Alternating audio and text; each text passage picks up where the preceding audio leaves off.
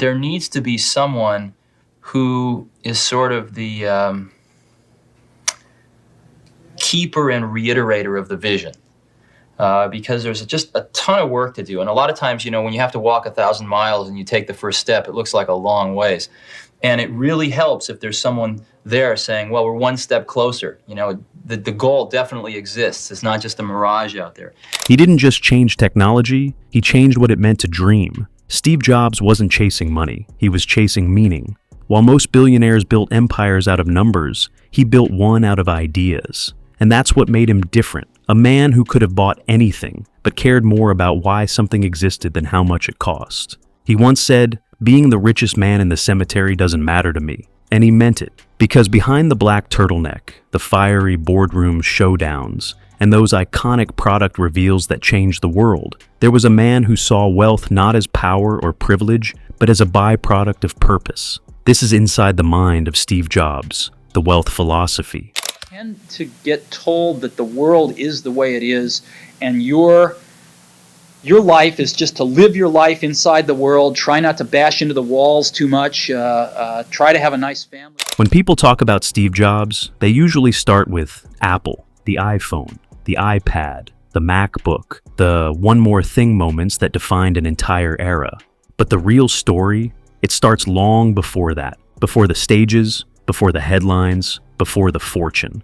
It starts with a barefoot kid from California, a college dropout sleeping on friends' floors, returning Coke bottles for spare change, and walking 7 miles to a Hare Krishna temple for a free meal.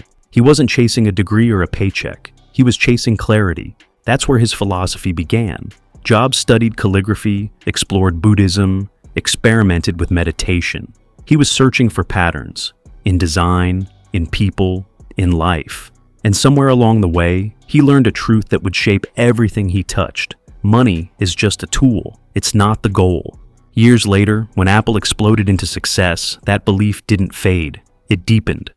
That's maybe the most important thing, is to shake off this erroneous notion that life is there and you're just going to live in it, versus embrace it, change it, improve it, make your mark upon it.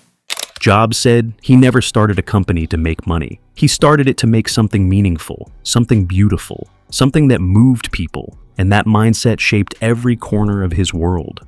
If you had walked into his house during Apple's peak years, you might have expected luxury, massive art, gold finishes, sleek furniture. But no, his living room was mostly empty. A lamp, a mattress, a few books, a record player. That was it. He once told a friend, "I like living simply because it allows me to focus." He didn't see simplicity as sacrifice, he saw it as clarity. And that simplicity became Apple's DNA. Look at the iPhone. One button, minimal edges, a clean interface. That wasn't just design, it was philosophy. Jobs stripped away the unnecessary until only the essential remained. He once said, "That's been one of my mantras: focus and simplicity. Simple can be harder than complex." And it's true. Simplicity isn't minimalism, it's precision. Jobs' relationship with money was strange to outsiders. He wasn't cheap, but he also didn't care for extravagance. He didn't own yachts. He didn't wear designer suits. He didn't collect flashy cars. He wore the same black turtleneck and jeans every day, not because it was cool, but because it was one less decision to make. He believed the mind should be free from clutter, physical and mental. So, while most billionaires tried to prove their wealth, Jobs used his to remove distractions. That's the irony. He made billions by designing products people wanted to buy, yet personally lived like someone who'd already figured out that money isn't the answer. It wasn't that important because I never did it for the money.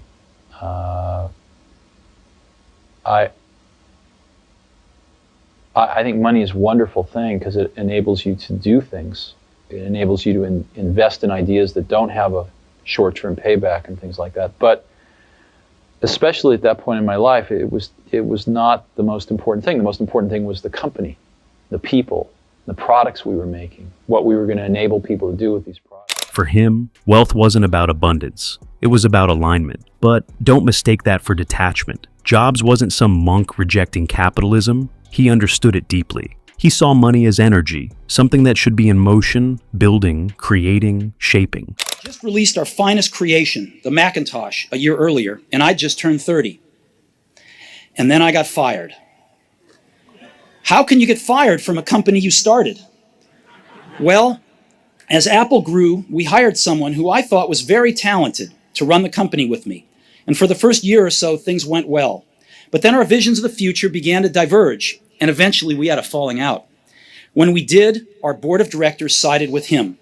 And so at 30, I was out, and very publicly out.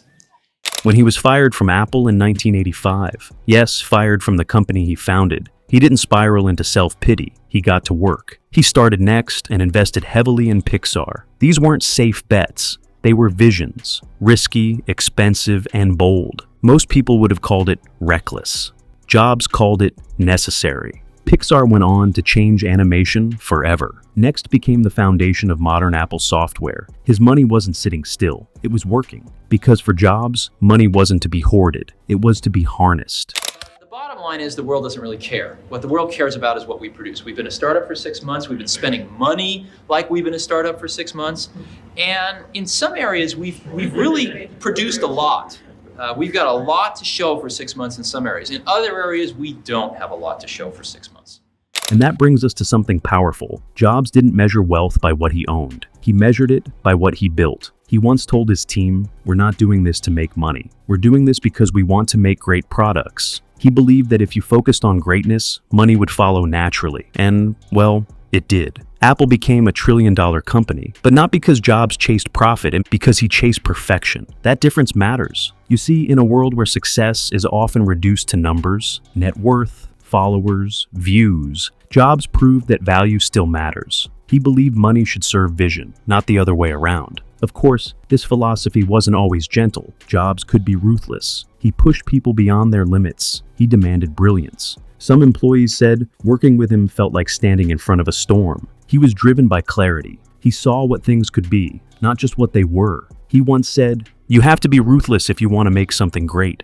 And he meant it. For him, mediocrity was the true enemy of innovation. He believed that wealth should amplify excellence, not comfort. That's why he'd spend hours debating over the shade of a color or the feel of a button, details no one else noticed. But that defined Apple's brand.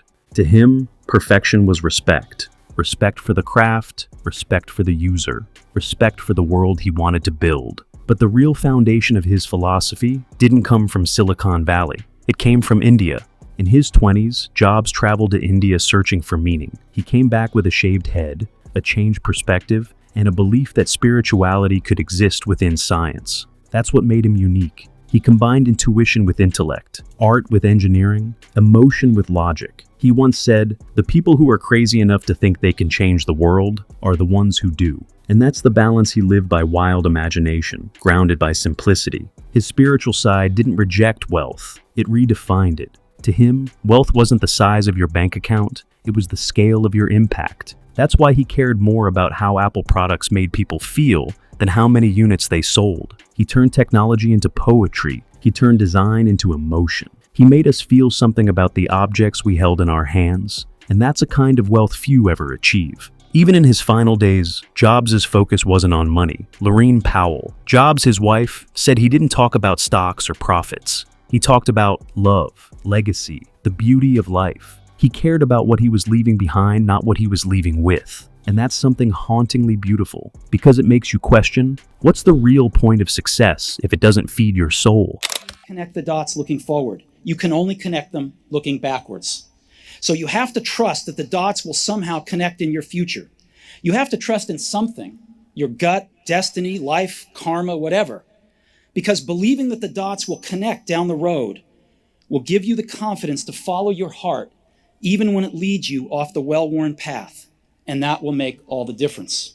He believed money magnifies who you already are. If you're driven by ego, it makes you arrogant. If you're driven by purpose, it makes you unstoppable. That's the wealth philosophy. Not how much you have, but how much you create. But let's be honest, would Jobs' mindset survive today's world? A world obsessed with virality, not vision, where patience is rare and attention is currency? Maybe not in the same form, but that's what makes his story timeless. He preached reflection instead of rejection. He didn't say, don't get rich. He said, don't lose yourself in getting rich. And that's the balance almost no one gets right anymore. He turned capitalism into craft. He proved that you can make billions and stay true to your ideals if you're willing to choose meaning over money every single day. Because at the end of it all, Jobs didn't want to be the richest man. He wanted to be the most impactful. He said, going to bed at night, saying we've done something wonderful. That's what matters to me. And maybe that's the kind of wealth we should all be chasing. Not wealth that fills our wallets, but wealth that fills our days.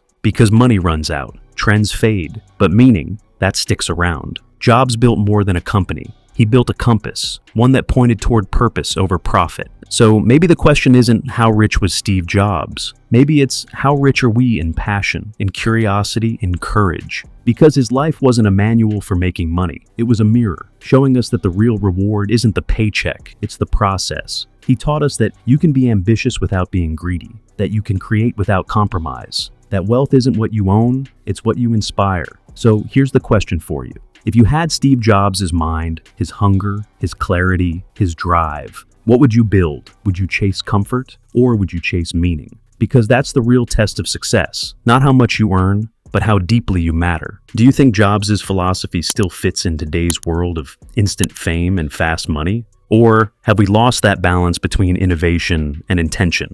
Let's talk about it, because maybe, just maybe, wealth was never about money at all.